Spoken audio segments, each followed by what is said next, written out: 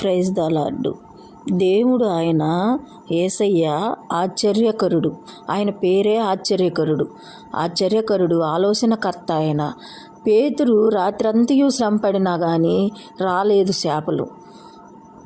యేసు ప్రభు వచ్చి లోతుగా వలలేయమని చెప్పినప్పుడు, అయ్యో లోతుగా వలలేస్తే చేపలు ఎలా పడతాయి? చేపలు ఎప్పుడైనా ఒడ్డున పడతాయి కదా. దేవుని మాట విని దేవుడి మాటకు ఇలువిచ్చి దేవుడి మాట మీద నమ్మకంతో వలలో లోనికి వేసినప్పుడు చేపలు పట్టాయి. రాత్రంతయు శ్రమపడినా రాలేదు.